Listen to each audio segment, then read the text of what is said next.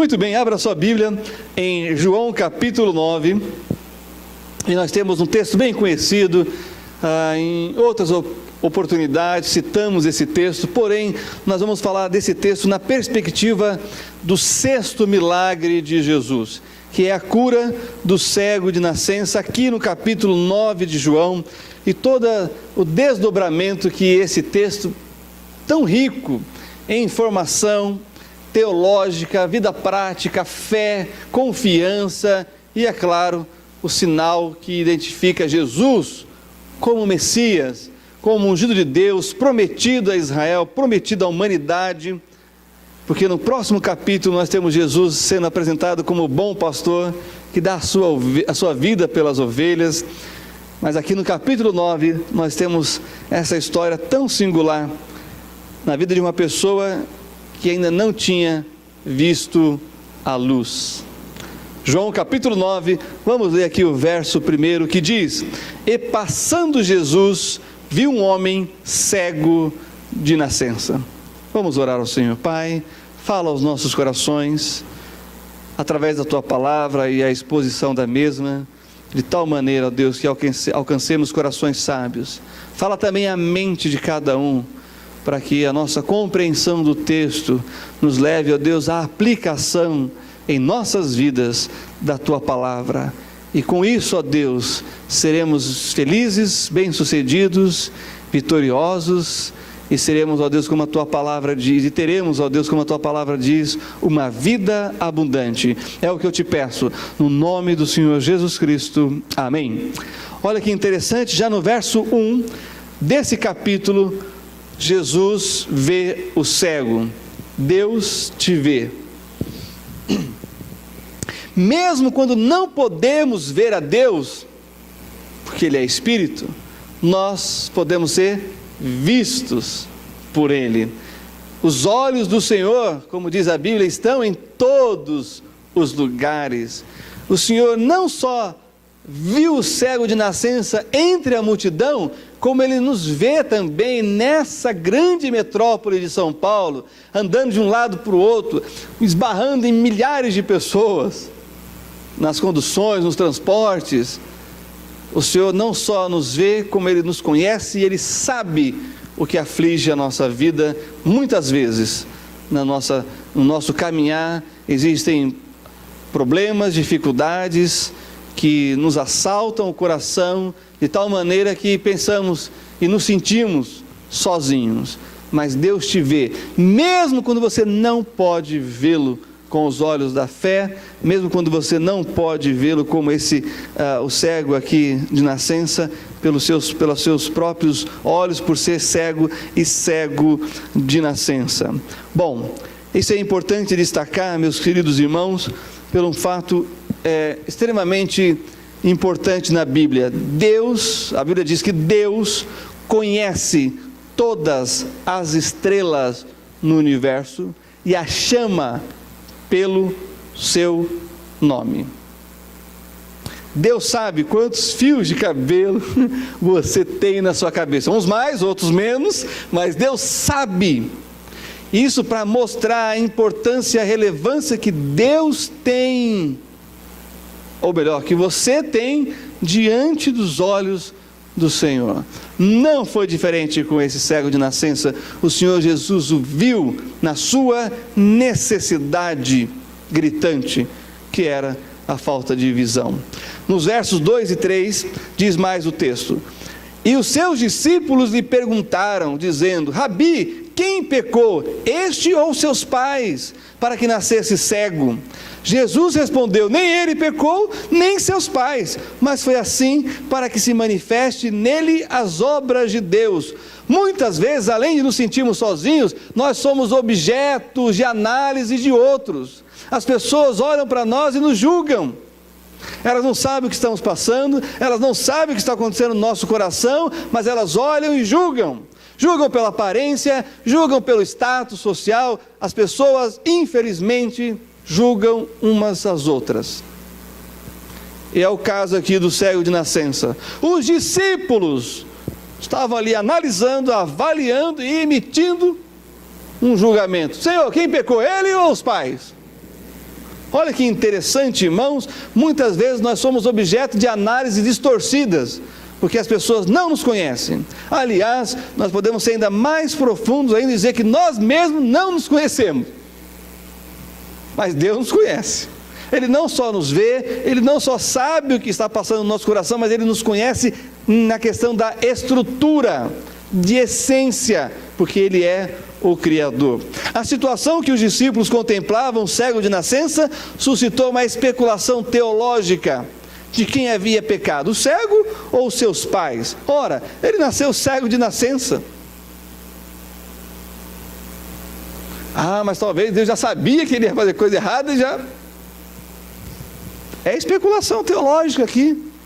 Na Bíblia, aparece de forma expressa, de um lado, a ideia da responsabilidade coletiva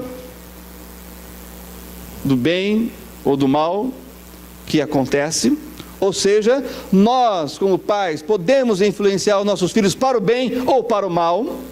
Nós, os pais, podemos, com atitudes, palavras, empurrar os nossos filhos para o erro, para o pecado, ou nós podemos levá-los à presença de Deus, a fim de que eles experimentem uma vida próxima do Senhor e, portanto, livre de muito sofrimento e de muitos erros na vida. E, é claro, se há vício dos corações dos pais, e eles se entregam a esses vícios, não tenha dúvida, os filhos vão sofrer a consequência dos pecados dos pais. Por exemplo, uma mãe que venha a usar drogas na gestação, salvo a misericórdia e graça de Deus, não terá um filho deficiente. Mães que bebem na gestação, ou os pais que tiveram a vida muito voltada às drogas, ou qualquer outro tipo de promiscuidade, pecado, vão afetar os filhos. Eles vão receber essa carga negativa no seu próprio DNA e vão sofrer as consequências dos erros, dos pecados dos pais. Por outro lado, a Bíblia também fala da responsabilidade individual de cada um. A Bíblia deixa bem claro, de Deus não se zomba, aquilo que o homem semear, isso também ele vai ceifar. Quem semeia vento vai colher tempestade, é o que a Bíblia diz. Então, a responsabilidade coletiva e a responsabilidade individual formam o equilíbrio da balança, ora, um mais do que o outro, porém ambos vão afetar as consequências da vida da pessoa que vive em coletividade e também tem a sua responsabilidade individual. Porque cá entre nós, se todo mundo está fazendo errado e a gente acha que pode fazer também, não se iluda, todo mundo vai sofrer as consequências. Que fique bem claro isso, porque a palavra de Deus não vai enganar ninguém e vai sempre apontar uma responsabilidade de grupo e responsabilidade individual. Deus vai tratar essas duas questões com as pessoas. Mas olha que interessante que nesse caso específico, o Senhor Jesus afirma que aconteceu isso para a glória de Deus. É impressionante isso. Às vezes a gente se queixa, irmãos, de problemas, de coisas que a gente de fato não gostaria que acontecesse. Quem gostaria de ter algum problema de saúde, algum problema congênito, alguma deficiência? Não, ninguém gostaria disso. Mas mesmo que a gente tenha isso, essas coisas podem glorificar a Deus. Depois que eu vi a história do Nick, aquele rapaz que não tem os braços e as pernas, e ele tentou se matar, morrendo, se afogando na própria banheira, e Jesus o resgatou, o livrou da morte, ele clamou a Deus, ele entregou a sua vida para Jesus. Aquilo que seria realmente a coisa mais triste na vida dele, possibilitou que ele fosse um instrumento para a glória de Deus e uma pessoa feliz e realizada. Então, meus queridos, você pode achar isso na internet, põe Nick, o rapaz sem as mãos e as pernas, só toquinhos, e assista o testemunho dele. Então a enfermidade, às vezes, sendo bem usada nas mãos de Deus, pode glorificar Ele. Vai depender de como você lida com sua dor, o seu sofrimento e com a sua deficiência. Está nas suas mãos.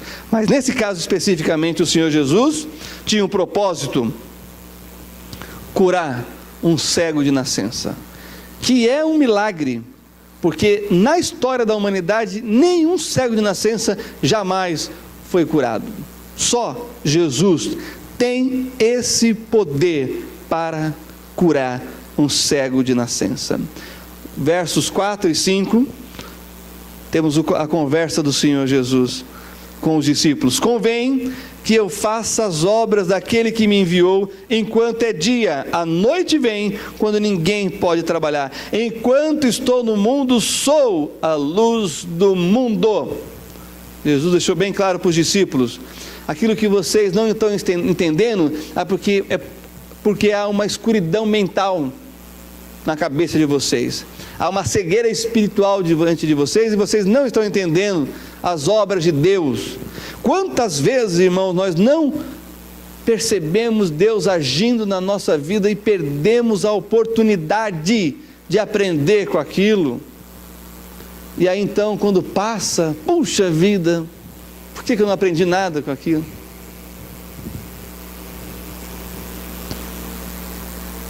Jesus é a luz do mundo. Deixa Ele iluminar sua mente, o seu coração, para que você entenda o seu agir na história que Ele está escrevendo na sua vida. Versos 6 e 7. Tendo dito isto, cuspiu na terra e com a saliva fez lodo e untou com o lodo os olhos do cego e disse-lhe: vai, lava-te no tanque de Siloé. Olha que interessante, Jesus é Siloé, que significa o enviado. Foi, pois, e lavou-se e voltou vendo. O lodo nos olhos do cego era para pôr a fé do homem a uma prova severa. Obedeceria ou não? Olha que interessante. Tem na história bíblica um homem chamado Naamã. Naamã era um general sírio e, portanto, inimigo de Israel. Era um homem valente, condecorado de guerra, homem de confiança do rei, mas era leproso. E o mais impressionante é que ele tinha uma escrava, uma moça judia, e ela olha para ele, um homem tão poderoso, rico, mas é leproso. E ela vira para ele: ah, meu senhor, se você conhecesse o homem de Deus que tem lá na minha terra, ele podia te curar, porque ele serve ao Deus Altíssimo. Profeta Elias. E aí então ele prepara uma comitiva e vai lá falar com o profeta. Só que ele bate na casa do rei de Israel. Olha, eu vim aqui porque eu sei que vocês aqui podem me curar da lepra. Aí o rei falou: você quer guerra? Quem sou eu? Sou eu por acaso Deus para te curar? Aí ele falou: não, mas eu sei que vocês têm um homem de Deus aqui chamado Elias. Ele: ah, ainda bem que é com ele, não comigo. Olha que interessante que é isso, quando a gente não se sente capaz para fazer as coisas. Mas Elias era de fato um homem de Deus. E o rei então encaminha o general para Elias. Elias fica sabendo que o general está vindo, um homem poderoso na terra. Ele não vai nem receber e nem faz recepção. Ele diz assim: eu sei que ele quer, eu sei que ele precisa. Fala para ele ir lá no Rio Jordão e mergulhar 7 vezes. Aí o general ficou frustrado, porque ele pensa que para Deus curar tem que ter aquele espetáculo nas igrejas. O nome da igreja tem que aparecer. E aí depois levanta a oferta. Vamos comprar o milagre de Deus. Elias não é desses não. Vá lá e mergulha 7 vezes.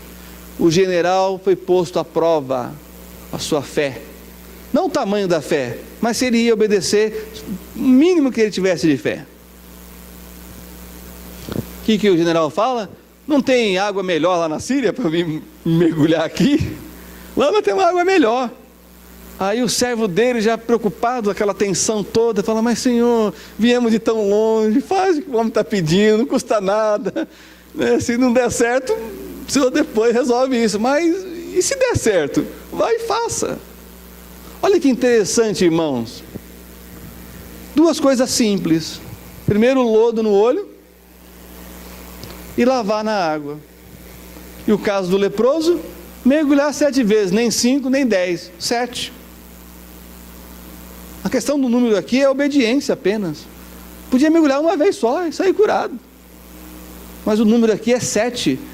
Para quem estava sendo testado, o que é a obediência dele. Vai crer mesmo, vai fazer como Deus quer, como Deus falou, como Deus ordenou. Porque às vezes a gente ouve Deus falando as coisas para a gente fazer, mas a gente fala assim, não é bem assim não, eu vou fazer do meu jeito, que eu acho que é melhor do que o jeito de Deus. Dá certo? Não! Pois bem, Naamã foi, mergulhou 7 vezes, e na 7ª vez, quando ele saiu, a pele dele estava limpa, purificado da sua lepra. Olha que coisa maravilhosa. O homem cego de nascença, sem perspectiva nenhuma,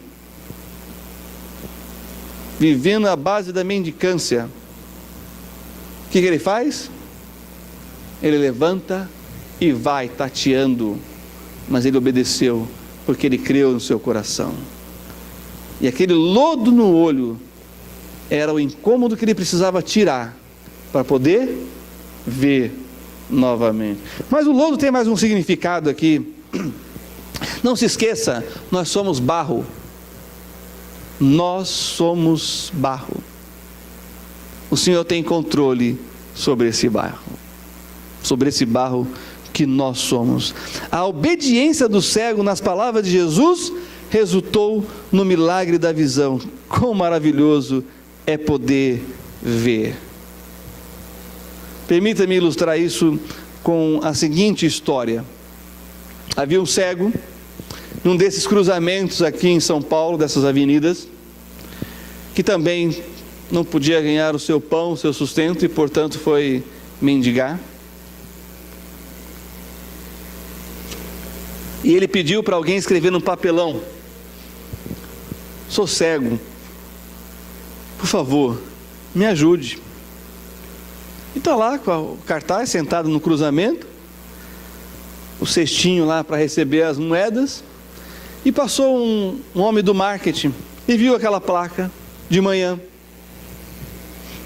E quando ele voltou à tarde, o homem estava lá ainda, com a plaquinha, o cestinho e algumas poucas moedas. O homem do marketing foi embora e no outro dia o homem do marketing apareceu com uma placa. Pegou a placa do cego e colocou outra placa na mão do cego. Ele disse na placa, ele escreveu na placa: é primavera e eu não posso ver as flores, por favor, me ajude. Entregou a placa de manhã, quando voltou à tarde, estava assim, de moeda. Já parou para pensar, irmãos? Sem poder ver a natureza, a criação de Deus, sem poder ver as coisas belas que o Senhor fez, as coisas belas que nós temos, nós só damos valor quando não temos, ou melhor, quando perdemos. É maravilhoso poder ver, e esse homem vai ser impactado com isso. Ele vai poder ver o que ele nunca viu, porque até esse momento ele não tinha chegado nem à luz. Versos 8 a 12, o grande milagre produziu uma euforia tal que as pessoas agora começam a questionar: que história é essa? Acompanhe comigo. Então os vizinhos e aqueles que dantes tinham visto que era cego, diziam: não é este aquele que estava sentado e mendigava? Uns diziam: é este, e outros: parece-se com ele. E ele dizia: sou eu. Diziam-lhes, pois: como se te abriram os olhos? Ele respondeu e disse: o homem chamado Jesus fez lodo e untou-me os olhos e disse-me: vai ao tanque de Siloé e lava-te. Então fui e lavei-me e vi. Disseram-lhe, pois, onde está ele? E respondeu: não sei. Olha que coisa maravilhosa aqui, o grande milagre de Jesus confundiu a mente e o coração das pessoas. Aqueles que viam não estavam nem entendendo, estavam vendo, mas não estavam acreditando, porque não estavam entendendo. Isso é fantástico, irmãos, porque é o que o Senhor faz por nós. Quando as pessoas estão nos analisando, nos julgando, o Senhor está nos sarando, o Senhor está nos curando, o Senhor está nos levantando, o Senhor está nos ajudando a sermos aquilo que realmente Ele quer que sejamos. E quando Deus opera na nossa vida e deixamos Deus operar, o milagre acontece. As coisas se transformam ao nosso redor, porque primeiro Deus transformou o nosso coração. É interessante como a gente está disposto a fazer grandes coisas, mas Deus só pediu uma coisa simples aqui, tanto para Naamã quanto para o cego: vai e se lava. Se nós obedecemos nas pequenas coisas, Deus vai nos colocar nas grandes coisas. Mas se você não obedecer nas pequenas, dificilmente Deus vai te colocar em coisas grandes, realmente. O que está em jogo é a fé, a obediência, a fidelidade. Versos 13 a 17 agora. Levaram, pois, aos fariseus o que dantes era cego, e era sábado quando Jesus fez o lodo e lhe abriu os olhos. Tornaram, pois, também os fariseus a perguntar-lhe: como vira? E ele lhes disse: pôs-me lodo sobre os olhos, lavei e me vejo. Então alguns dos fariseus diziam: este homem não é de Deus, pois não guarda o sábado. Diziam outros: como pode um homem pecador fazer tais sinais? E havia dissensão entre eles. Tornaram, pois, a dizer ao cego: tu que dizes daquele que te abriu os olhos? E ele respondeu: que é profeta. Olha que interessante que é essa passagem que acabamos de ler. Muitas vezes o milagre pode ser desprezado por causa da incredulidade ou por causa de uma religiosidade adoecida, mecânica e sem vida. A questão aqui não é o sábado, porque a Bíblia diz que se deve fazer o bem no sábado. E Jesus acabou de fazer o quê? Um grande bem. A questão não é essa. A questão é que essas pessoas que estão contra Jesus estão adoecidas nos seus próprios pecados, na sua cegueira espiritual. E quando vê o outro prosperando, melhorando, são contra. Porque eles detêm o poder religioso, eles não querem que os outros sejam abençoados em outros lugares, a não ser nos lugares deles. Por isso que as propagandas deles são sempre aqui, e não é Jesus. Presta atenção nisso. A igreja é mais glorificada do que Jesus. Que é a igreja? Um bando de gente pecadora, lavada e redimida pelo sangue de Cristo, e que está sendo aperfeiçoada ainda, hein? E que só vai ser perfeita no céu. Jesus não é o perfeito de Deus. Ele é que tem que ser exaltado e glorificado. Pois a fé, irmão, sempre estará em cisma com a incredulidade. Mas a sua fé deve prevalecer sobre tudo isso. Por isso que o cego diz: é profeta. Enquanto os outros estão em dúvida que ele é ou não é, aquele que experimentou na sua vida sabe. E é por isso que os nossos irmãos cristãos lá na Síria, no Iraque, em qualquer lugar do mundo, estão dispostos a morrer por causa de Cristo, porque eles experimentaram o dom da vida. Versos 18 a 23 diz: os judeus, porém, não creram que ele tivesse sido cego e que agora visse, enquanto não chamaram os pais do que agora via, e perguntaram-lhes, dizendo: é este o vosso filho que vós dizeis ter nascido cego? Como, pois, vê agora? Seus pais lhe responderam e disseram: sabemos que este é o nosso filho e que nasceu cego, mas como agora vê, não sabemos. Ou quem lhe tem aberto os olhos, não sabemos. Tem idade, perguntai-lhe a ele mesmo, e ele falará por si mesmo. Isso aqui é ótimo, né? Ninguém quer se comprometer. Ninguém quer se comprometer. Fala com fulano. É impressionante isso. Na empresa isso é a coisa mais comum. Ninguém assume o erro. Mas aqui nem erro é coisa boa. Até coisa boa as pessoas não querem assumir,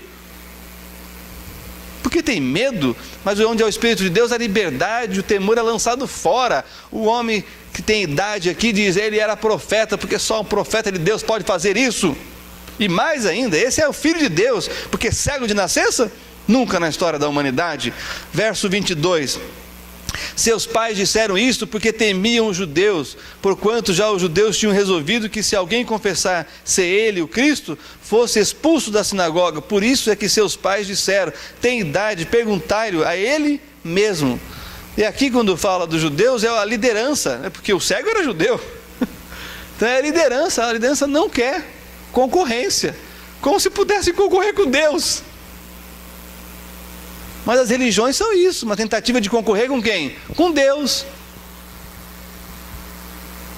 Irmãos, os pais não puderam ter o gozo e a alegria de ver o filho, de receber o filho realmente restaurado, porque eles tinham outras preferências. Sabe qual era as preferências dele?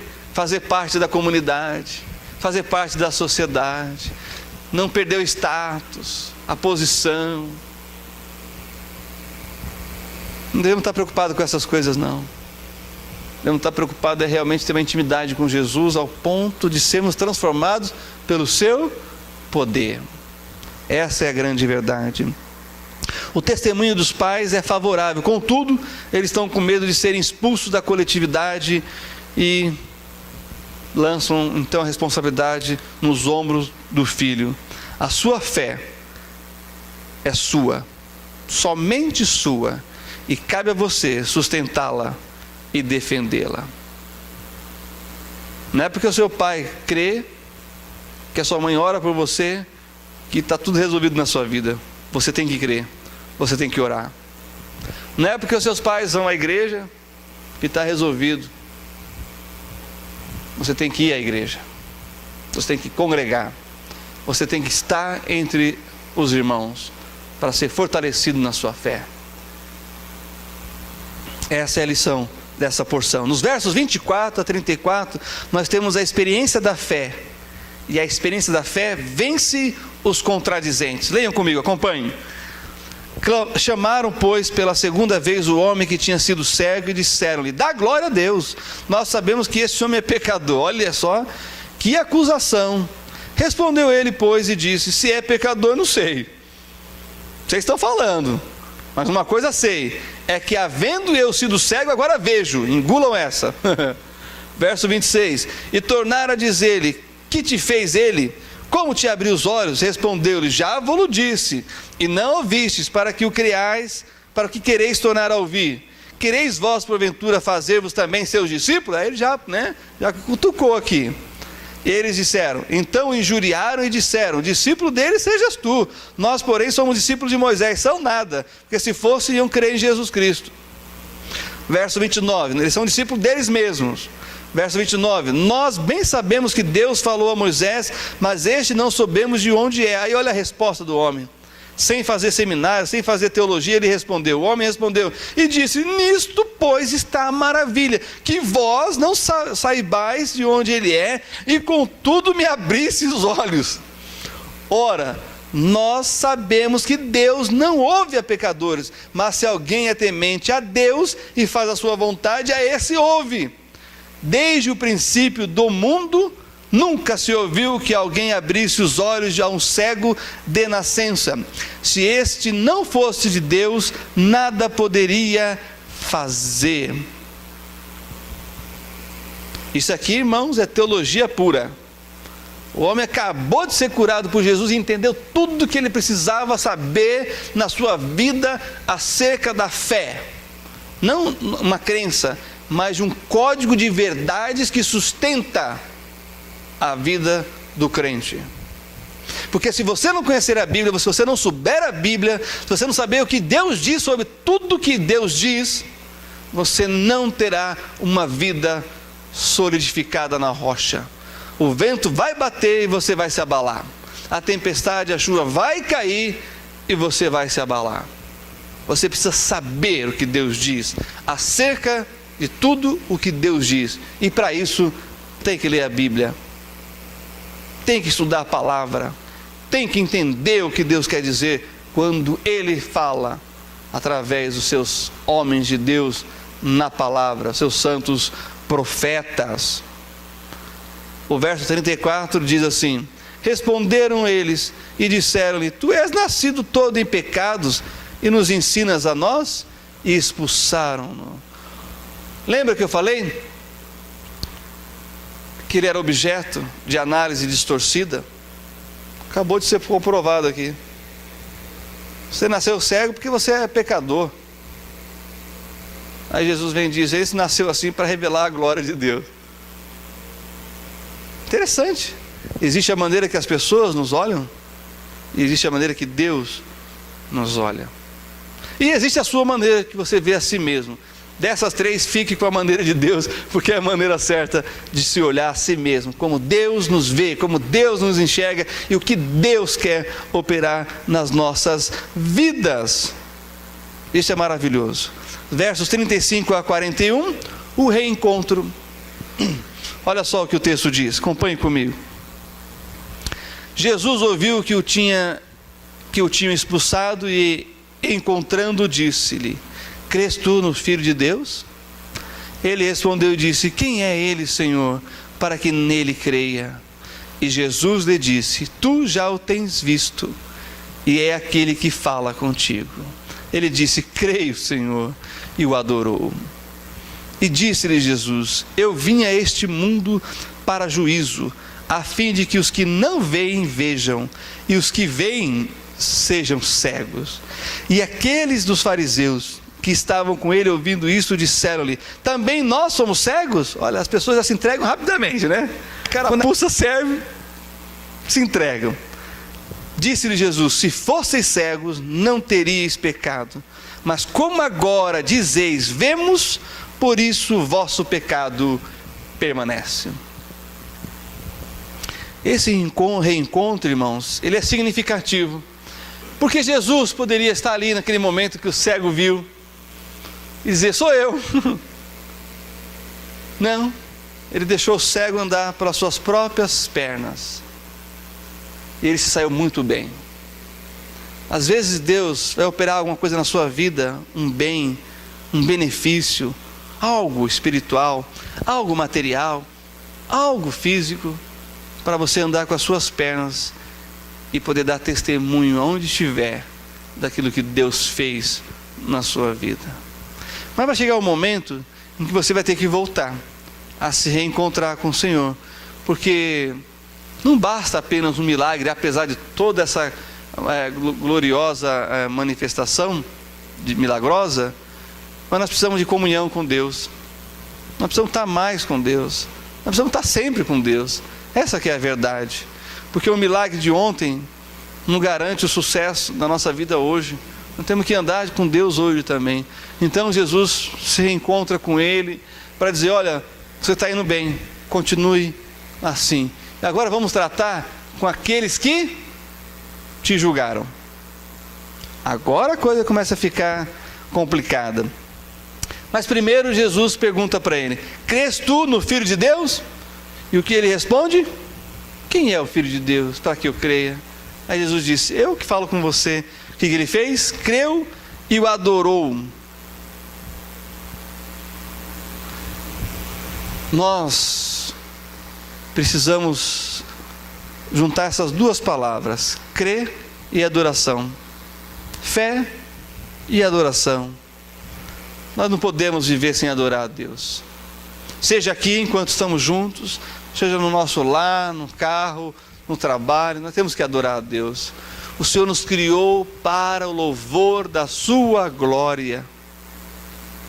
Para isso nós temos que experimentar o poder de Deus na nossa vida. Para isso nós temos que experimentar as verdades de Deus na nossa vida. Para que ao cantarmos os louvores, ao cantarmos os hinos, suba como uma forma de gratidão, de agradecimento a Deus, e que o Senhor se satisfaça com isso, que o Senhor se alegre com isso, com a nossa adoração, porque nós somos o único ser criado por Deus que pode adorar qualquer coisa.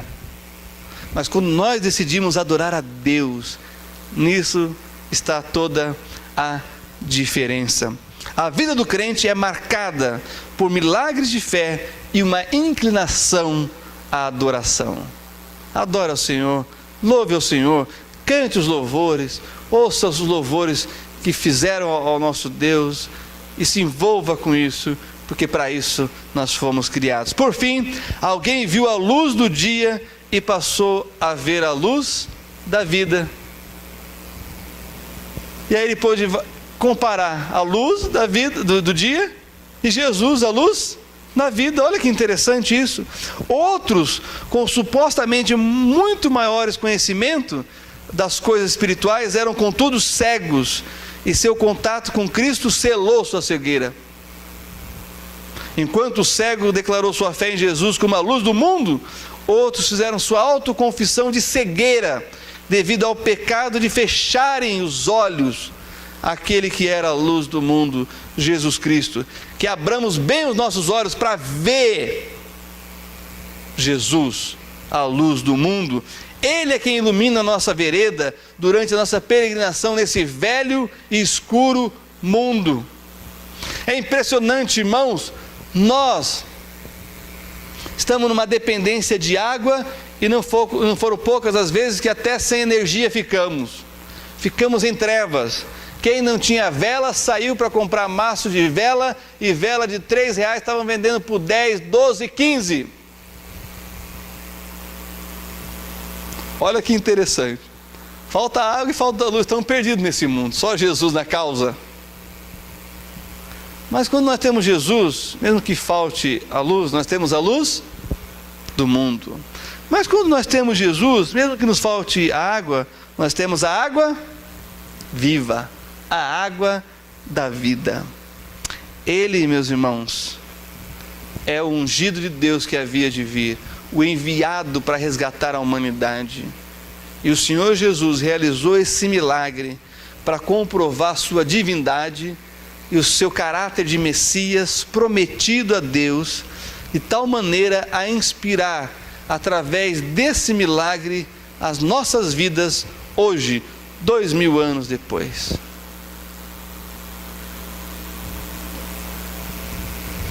O que o Senhor Jesus fez 2000 anos atrás? Curou um cego de nascença, o seu 6º milagre registrado em João, para que eu e vocês, 2000 anos depois, não tenhamos dúvida de quem Ele é. Isso vai fazer toda a diferença.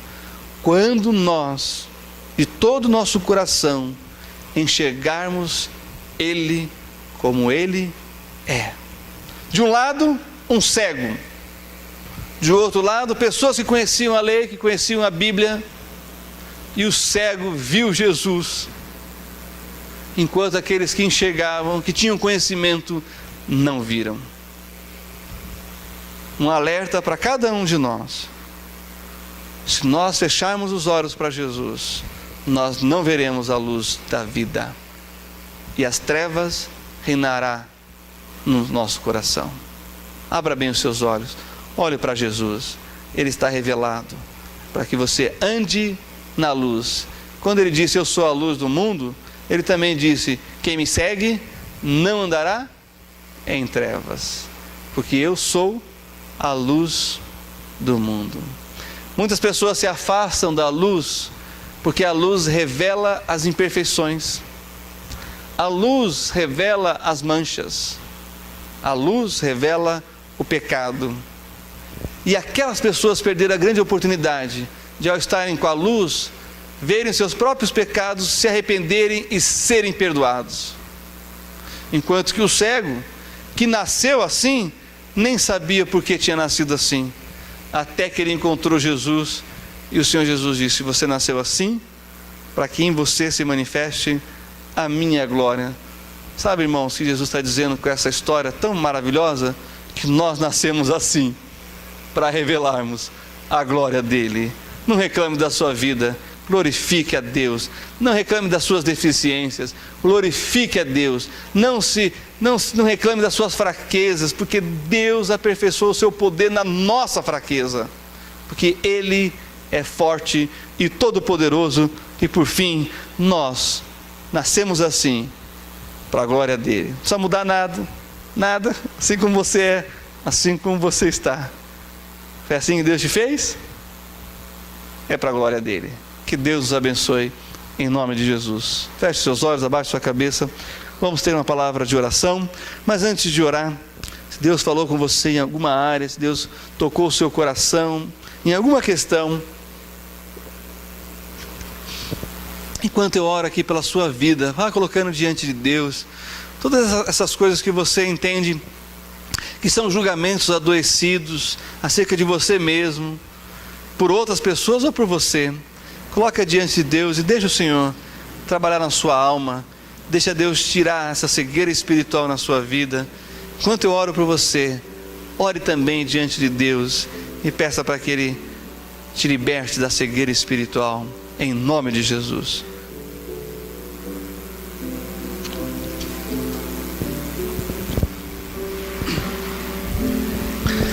Pai, nós queremos te louvar, porque de acordo com o que lemos na tua palavra, neste momento, nessa noite, vimos que o Senhor quer manifestar a tua glória em nós.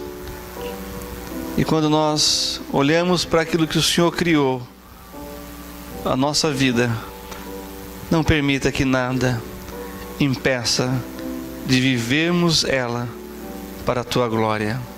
Te agradecemos por isso e te pedimos, faze-nos ver a nós mesmos como o Senhor nos vê. Tira de nós qualquer cegueira espiritual e ajuda-nos, ó Deus, a andarmos na fé de dia em dia, de glória em glória, como adorador ao Senhor. Abençoa-nos, é o que eu te peço, no nome santo e precioso do Senhor Jesus Cristo. Amém.